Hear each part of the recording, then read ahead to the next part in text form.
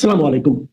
প্রিয় দর্শক, অন্য মঞ্চের আলাপচারিতায় আপনাদের সকলকে আমন্ত্রণ জানাচ্ছি। এটা মনে রাখার কারণ এই জন্যেই যে শপথ গ্রহণ অনুষ্ঠানের একটা রহস্যের মধ্যে মোড়া ছিল প্রথম থেকে। গত কয়েকদিন ধরে আলী রিয়াজ, যিনি এই সংবিধান সংস্কার পরিষদ কমিশনের যিনি দায়িত্ব যার ওপর ছিলেন, চেয়ারম্যান যিনি ছিলেন, তিনি বলে আসছেন যে দুটো শপথ করা হবে, বাক্য পাঠ করবেন সব সাংসদরা। একটা, তারা সংসদের সাংসদ হিসেবে শপথ নেবেন, আর দ্বিতীয়টি হচ্ছে যে জুলাই চার্টারের জন্যে যে ভোট হয়েছে সেই ভোটের যে সংবিধান সংস্কার যে পরিষদ তার সদস্য হিসেবেও তারা দুবার শপথ নেবেন। অর্থাৎ একজনকে দুবার শপথ নিতে হবে, এটা ডক্টর আলী রিয়াজ বলেছিলেন। কিন্তু বিএনপি তারা বলে দিল যে তারা যেহেতু এটা সংবিধানের মধ্যে এই যে সংস্কার পরিষদ জুলাই চার্টারের যে ব্যাপারটা আছে এটা সংবিধানের মধ্যে নেই, সুতরাং সংবিধানগতভাবে তারা শপথ নেবেন না। এবং এইটা যখনই তারা বললেন যে তারা শুধু সংস্কার পরিষদ নয়, তারা শুধুমাত্র সংসদ সদস্য হিসেবেই শপথ গ্রহণ করবেন। এবং এটা জানার পর যে মুখ্য বিরোধী দল যে গোষ্ঠী রয়েছে, জামাত এনসিপি, তারা বলল যে তারা শপথ নেবে না, তারা শপথ বয়কট করবে। কিন্তু পরবর্তী সময় তারা বয়কটটা তুলে দিয়ে তারা শপথ নিলেন।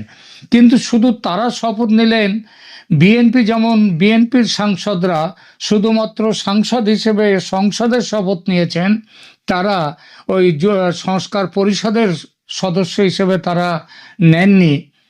কিন্তু জামাত এবং এনসিপি তারা করল কি, এবং কয়েকজন স্বতন্ত্র যারা জিতে এসছেন তারা করলেন কি, তারা সংসদ হিসেবেও শপথ নিলেন এবং তারা শপথ নিলেন এই সংস্কার কমিশন যেটা পরিষদ যেটা তারও সদস্য হিসেবে তারা শপথ নিলেন। এই শপথ বাক্য পাঠ করালেন কে? আবার এই একই মুখ্য নির্বাচনী কমিশনারের কি সংবিধান মেনে ওই শপথটা সংস্কার পরিষদের শপথ দেওয়ার সাংসদ হিসেবে সেটা কি তার এখতিয়ারের মধ্যে পড়ে? অবশ্যই পড়ে না, কারণ সংবিধানে এরকম কোনো নিয়ম নেই। বিএনপি তারা যে স্টেপ নিয়েছিল, তাদের যে বক্তব্য ছিল, সেই বক্তব্যটা যুক্তিযুক্ত যে এই মুহূর্তে সংবিধানে এই ধরনের যে শপথ নেওয়ার কোনো প্রাবধান নেই এবং এই সংস্কার কমিশন সংস্কার পরিষদ এরও কোনো রকম প্রাবধান নেই, সুতরাং আমরা নেব না। তো সেই অবস্থাতে মুখ্য নির্বাচনী কমিশনার তিনি কি করে ওই শপথ বাক্য পাঠ করে নেন? তিনি নিশ্চিতভাবেই সংবিধানের বাইরে গিয়ে তিনি ওটা পাঠ করিয়েছেন। এটা তার উচিত হয়নি এবং এটা নিয়ে ভবিষ্যতে নিশ্চয়ই প্রশ্ন উঠবে, কারণ এই যে জুলাই চার্টার যেটা সংবিধানে যোগ করা সেইটা ইতিমধ্যেই সেটা 20 বাউ জলে পড়ে গেছে, আগামী যত দিন যাবে সেটা আরও জলের মধ্যে পড়ে যাবে। সুতরাং এইভাবে শপথ পাঠ করানো তার উচিত হয়নি। দ্বিতীয় যে ব্যাপারটা এখানে আলোচনার মতো সেটা হচ্ছে মন্ত্রিসভা যেভাবে গঠন করা হলো। আগেই বলেছি আমি 25 জন পূর্ণমন্ত্রী, 24 জন উপমন্ত্রী এইটা গঠন করা হয়েছে। কিন্তু তার মধ্যে বেশ কিছু, অন্তত 2-3টি তো ভীষণভাবে আলোচনায় উঠে এসছে, 2-3টি মন্ত্রিত্ব। যেমন একটা হচ্ছে তারেক রহমানের নেতৃত্বাধীন বিএনপির যে সাম্প্রতিক এই মন্ত্রিসভায় ডক্টর খলিলুর রহমানকে পররাষ্ট্রমন্ত্রী করা হয়েছে, যা তার আগেকার ভূমিকার জন্য বিবেচনায় বেশ আলোচিত। কেন আলোচিত? কারণ এই খলিলুর রহমান যখন উপদেষ্টা পরিষদে ছিলেন তিনি জাতীয় নিরাপত্তা উপদেষ্টা ছিলেন, আবার রোহিঙ্গা বিষয়ে তিনি ছিলেন প্রধান উপদেষ্টা ডক্টর মোহাম্মদ ইউনূসের হাই রিপ্রেজেন্টেটিভ তিনি ছিলেন। ইনি একদিকে হচ্ছেন ইনি বাংলাদেশ এবং আমেরিকা, ইনি দ্বৈত নাগরিক রয়েছেন। তো তাকে এই খলিলুর রহমানের বিরুদ্ধে এক সময় বিএনপি রীতিমতো খড়গহস্ত ছিল। বিএনপি তাকে মন্ত্রিসভা থেকে উপদেষ্টা পরিষদ থেকে হটিয়ে দেওয়ার জন্যে বিএনপি একেবারে প্রকাশ্যে দাবি পর্যন্ত করেছিল। কিন্তু তাকে তো হটানো হয়নি। সেই খলিলুর রহমান এখন তাকে পররাষ্ট্রমন্ত্রী করা হলো কোন বিবেচনায়? এটা নিয়ে অনেকেই মানে ভীষণভাবে এই ব্যাপারটা নিয়ে আলোচনা চলছে। দেখুন, আমাকে বিকেলবেলা আমাকে ঢাকা থেকে ফোন করে আমার এক দর্শক, তিনি আমাকে বললেন, শ্রোতা বললেন, যার সাথে নিয়মিত আমার যোগাযোগ আছে, তিনি আমাকে বললেন যে দাদা, আপনি শুনেছেন নিশ্চয়ই যে খলিলুর রহমানকে পররাষ্ট্রমন্ত্রী করা হলো। খলিলুর রহমান কোন হিসেবে তাকে পররাষ্ট্রমন্ত্রী করা হলো? তার সাথে তো বিএনপির রীতিমতো ঝগড়া ছিল। তাই বলে বিএনপির ঝগড়া, সেটার থেকেও তাহলে একটা জিনিস দেখতে হবে যে কেন তাকে করা হলো, তার পেছনে কারণ কি। আমি নিজেও অত্যন্ত বিস্মিত হয়েছি, কারণ গত কয়েকদিন ধরে একটা জিনিস কিন্তু বাংলাদেশে খুব চালু ছিল যে দু একজন এমন মানুষকে মন্ত্রিসভায় নেওয়া হবে যাদের দেখে মানুষ বিস্মিত হবে। এবং এক একটা জায়গা থেকে এমন, যেমন নবনীতা চৌধুরীর তার যে বয়ানে, সেখানে তিনি বলেছিলেন যে আসিফ নজরুলকে এখানে আইনমন্ত্রী করা হতে পারে। এটাও খুব অদ্ভুত কথা, লোকের কাছে খুব বিস্ময় লেগেছিল, অনেকেও বিশ্বাসিত এবং অনেকে বিশ্বাসও করতে পারেননি, যেমন আমি নিজেও বিশ্বাস করতে পারিনি।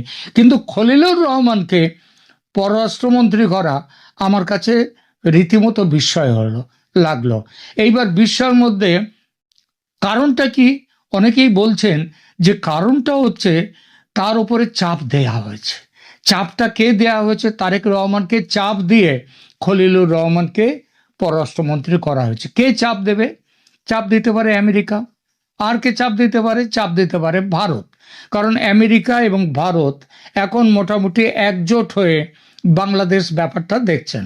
এটা আপনারা, আমি আগেও আমার বেশ কয়েকটি ভিডিওতে এই কথা বলেছি এবং আপনারা নিজেরাও সেটা বুঝতে পারছেন যে ক্রমশই পাকিস্তান এবং চীনের যে প্রভাবটা, সেটা কমে আসছে বাংলাদেশের ওপর থেকে। সেটা ইউনূস থাকতে থাকতেই সেটা দেখা গিয়েছিল। কিন্তু এখন প্রথম কথা আমেরিকার চাপের কথাটা বলি। দেখুন, আমেরিকার নাগরিক হচ্ছেন খলিলুর রহমান। তো সেই হিসেবে এবং গত 1.5 বছরে, মানে তিনি তার পদে আসার পর থেকে আমেরিকার সাথে বাংলাদেশের যোগাযোগ রক্ষার ব্যাপারটা মূলত কিন্তু দেখেছেন এই খলিলুর রহমান। এমনকি তিনি জাতীয় নিরাপত্তা উপদেষ্টা ও ব্যবসা সংক্রান্ত, বাণিজ্য সংক্রান্ত ব্যাপারেও বারবার তিনি আমেরিকা গিয়েছেন, আমেরিকার সাথে যোগাযোগ করেছেন এবং আলোচনায় বসেছেন শুল্ক নিয়ে। এবং শুল্ক নিয়ে আজকে যে চুক্তিগুলো হয়েছে, এমনকি যার মধ্যে গোপন চুক্তিও আছে, যে গোপন চুক্তির রীতিমতো বিরোধিতা করেছে বিএনপি, সেই গোপন চুক্তি করার অন্যতম নায়ক হচ্ছেন কিন্তু এই খলিলুর রহমান। বাংলাদেশে ইউনূস সরকারের পক্ষ থেকে তিনি সেখানে যোগ দিয়েছেন এবং বলা হচ্ছে বিএনপি এবং বাংলাদেশের মানুষ বিশ্বাস করে বাংলাদেশের স্বার্থ বিক্রি করে দেওয়া হয়েছে এবং বিক্রি যিনি করেছেন, এই করার প্রক্রিয়ার মধ্যে যার খুব যোগ ছিল, সেই খলিলুর রহমান হচ্ছেন তারেক রহমান মন্ত্রিসভার পররাষ্ট্রমন্ত্রী। যে কোনো মন্ত্রী নয়, পররাষ্ট্রমন্ত্রী। এটা হচ্ছে আমেরিকার দিক। বলা হচ্ছে যে আমেরিকা তাকে রেখে দিয়েছে, এই পদে রেখে দেওয়ার জন্য তারেক রহমানকে চাপ সৃষ্টি করেছেন। এটা হচ্ছে একটা কাজ, যাতে ভবিষ্যতে আমেরিকার সাথে সম্পর্ক ভালো থাকে, এই একটা। দ্বিতীয়ত ভারতের চাপটা দেখা যাক। আপনারা জানেন যে গত বছর সম্ভবত আগস্টে সেখানে খলিলুর রহমান আমাদের ওয়াকারুজ্জামান সেনা প্রধানকে, তাকে দিল্লিতে একটা বৈঠকে, সেটা ভারতের বৈঠক না, একটা আন্তর্জাতিক বৈঠকে দিল্লিতে হয়েছিল, আসবার জন্য বলা হয়েছিল, তিনি আসেননি। কিন্তু তার কয়েকদিন পরে দিল্লিতে আরেকটি বৈঠকে সেখানটায় খলিলুর রহমান সেখানে চলে গেলেন। সেটা কিন্তু আন্তর্জাতিক বৈঠক ছিল না, সেটা ভারতের জাতীয় নিরাপত্তা উপদেষ্টা অজিত ডোভাল, আমেরিকার কয়েকজন তাদের এবং এদের সাথে একটা বৈঠক। সেই বৈঠকে কিন্তু ডোভালের সাথে বৈঠকে কিন্তু চলে গেলেন খলিলুর রহমান এবং তার 2-3 দিন পরেই আবার তিনি গেলেন দোহাতে গিয়ে সেখানে তিনি বৈঠকে বসলেন এবং সেখানেও ভারতের প্রতিনিধিরা ছিলেন। ফলে মনে করা হচ্ছে যে ভারতের সাথে অন্তত জাতীয় নিরাপত্তা, পররাষ্ট্র ব্যাপার, এইসব ব্যাপারে খলিলুর রহমানের একটা সমঝোতা কিংবা একটা বোঝাপড়ার একটা জায়গা তৈরি হয়েছে। যেরকম বোঝাপড়া তারেক রহমানের সঙ্গেও ভারতের হয়েছে, এবং এর ফলেই খলিলুর রহমানকে এমন একটি গুরুত্বপূর্ণ পদে বসানো হলো। তৃতীয়ত, যেটা সব থেকে আরো অন্যতম বড় কারণ, সেটা হচ্ছে খলিলুর রহমানের বিরুদ্ধে ছিল বিএনপি প্রথম থেকেই, এটা কোনো গোপন কথা নয়।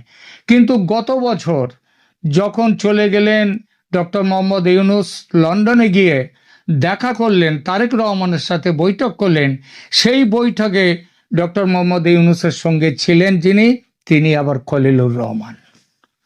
অর্থাৎ খলিলুর রহমানের সঙ্গে কিন্তু তখন থেকে যেটাকে একটা তালমেল বিএনপি নেতৃত্ব, বিশেষ করে তারেক রহমানের সঙ্গে তখন থেকে শুরু হয়েছে। এবং একটা জিনিস লক্ষ্য করে, এটা হচ্ছে একটা বড় কারণ, এই তিনটে কারণ, অর্থাৎ এই তিনটে কারণেই খলিলুর রহমানকে পররাষ্ট্রমন্ত্রী। কিন্তু এর বাইরেও আরো একটা বড় কারণ আছে। খলিলুর রহমান একজন টেকনোক্র্যাট, এবং তিনি পররাষ্ট্র বিষয় ইত্যাদি সম্পর্কে তার অভিজ্ঞতা খুব বেশি। রোহিঙ্গা সমস্যা, যেটা বাংলাদেশের একটা খুব জাজ্বল্য, খুব একটা বড় সমস্যা, সেই সমস্যাটা নিয়ে নাড়াচাড়া করছেন, দেখাশোনা করছেন খলিলুর রহমান প্রথম থেকে। ফলে আগামী দিনে রোহিঙ্গা সমস্যা মেটাতে গেলে তাহলে খলিলুর রহমানের ভূমিকার একটা বড় অবদান থাকবে। সেই জন্য খলিলুর রহমানকে নিয়ে আসা হয়েছে এই পদে। আর এর বাইরে আরেকটা সম্ভাবনার কথাও অনেকে বলছেন। আপনারা তো জানেন যে এই সামান্য কিছুদিন আগে, মাস দেড়েক দুয়েক আগে, একটা বাংলাদেশে একটা সামরিক কূ তৈরি করার কথা হচ্ছিল। সেটা হচ্ছে একটা বিশেষ পোস্টিং নিয়ে। এই পোস্টিংয়ের একটা দিকে ছিলেন ডক্টর মোহাম্মদ ইউনূস, ছিলেন খলিলুর রহমান, এরা ছিলেন। আর একটা তার বিরোধিতা করেছিলেন ওয়াকারুজ্জামান, সেনাপ্রধান। এই যে পদে, এবং তখন থেকে, এর আগে থেকে এই ওয়াকারুজ্জামানের সাথে খলিলুর রহমানের একটা সংঘাত আছে। কারণ তিনি জাতীয় নিরাপত্তা উপদেষ্টা হিসেবে তারও বেশ কিছু ক্ষমতা ছিল, যেটাকে মনে করেছিলেন ওয়াকারুজ্জামান তার ক্ষমতার সাথে সাংঘর্ষিক, এবং সংঘর্ষ তাদের মধ্যে হয়েছে। তো এই সব ব্যাপারে তাহলে কি এর মধ্যে দিয়ে ওয়াকারুজ্জামানকেও একটা চাপে রাখার জন্য কি খলিলুর রহমানকে এই পররাষ্ট্রমন্ত্রীর জায়গায় নিয়ে আসা হলো? হতেই পারে। কারণ এটাও একটা, তারেক রহমান তিনি তার হাতে একটা তাস রেখে দিলেন, যেটা সেনাবাহিনীর সেনাপ্রধানের ওপরে চাপ দেওয়ার ক্ষেত্রে যে তাসটা তিনি লাগাতে পারবেন। এরপর আমরা দ্বিতীয় যে আলোচনাটা করার খুব অবাক লেগেছে, সেটা হচ্ছে এই মন্ত্রিসভায় ফজলুর রহমানের অনুপস্থিতি। অ্যাডভোকেট ফজলুর রহমানকে মুক্তিযুদ্ধ বিষয়ক মন্ত্রী করা হবে বলে মোটামুটি সবাই জেনে গিয়েছিলেন, কিন্তু তাকে এই মন্ত্রিসভার এই মন্ত্রিত্ব দেওয়া হয়নি।